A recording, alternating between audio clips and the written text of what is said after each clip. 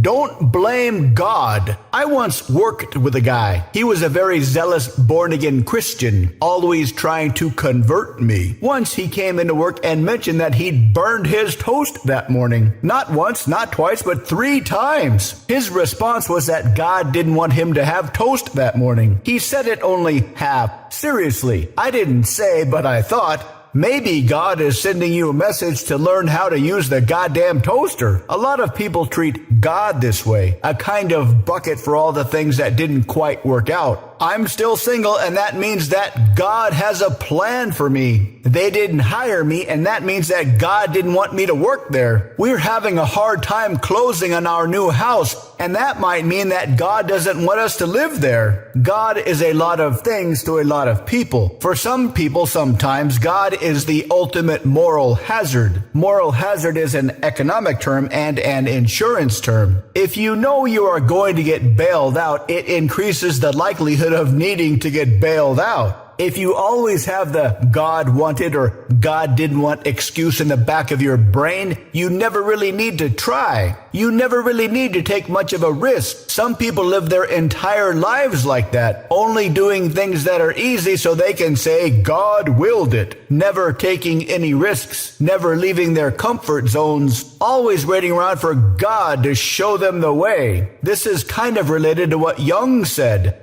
Unless you make the unconscious conscious, it will run your life and you will call it fate. What does this mean for us? Consider that when Jung said unconscious, we can replace that with instincts, the ancient behavioral drivers of our lives, both our entire lives and our daily lives. Unless you understand specifically what these are, you'll bounce around like a ping pong ball in a hurricane your whole life, always blaming God or fate or luck. But if you understand these instincts, you'll understand a lot more about life, a lot more about people's behavior, particularly romantic behavior. Because when it comes to us humans and any other animal, there are only 3 things. Food, or money for us humans, reproduction, and not dying. Every other instinct, including all our social instincts, are there to support those big 3, money, sex, and not dying. Understand these instincts and understand everything. To learn more, visit mindpersuasion.com/live-training.